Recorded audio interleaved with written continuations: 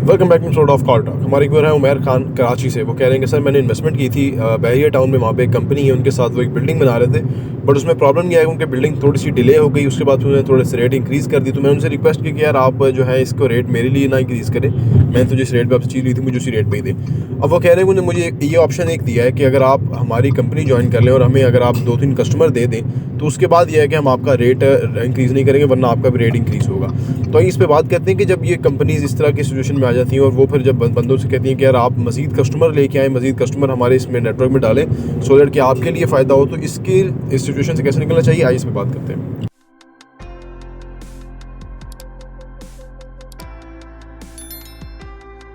बिस्मिल्लाहिर्रहमानिर्रहीम, अस्सलाम वालेकुम रहमतुल्लाहि व बरकातुहू। देखिए जी, ये जो कैश फ्लो के इश्यूज आते हैं ना, तो उसमें ये कंपनियां बड़ा कुछ करती हैं, ठीक है ना।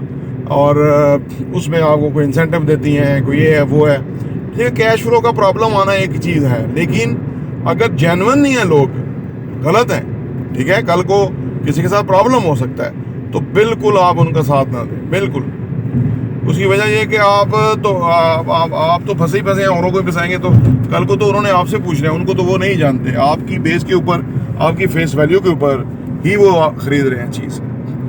लोग जिनकी चीज़ें होती है ना, बाद का उनका दिमाग ख़राब हो जाता है, वो समझते शायद हमारी पता नहीं कोई ख़ास चीज़ है, हालांकि हर चीज़ बिक रही है मार्केट के अंदर, ठीक है ना। बेचने वाला जो है वो अपनी कोशिश से आपकी चीज़ बेच रहा है, वो किसी की भी चीज़ बेच सकता है, लेकिन ऐसा होता है सम टाइम। तो फिर जब कस्टमर नहीं आता तो वो जो आप फंस गए, तो वो इस तरह कहते हैं जी और कस्टमर ले आओ, तो इस तरह वो। देखें, आप अगर आप इस काम को में आना चाहते हैं तो फिर तो समझ आए कि तो ठीक है, लेकिन आप इस काम में हैं ही नहीं, आपको इसका पता ही नहीं तो फिर आप ना कोई और गलत कर लेंगे, बजाय कि उनसे आप निपटें, कोई पैसे वापस करे या जो भी है, ठीक है ना।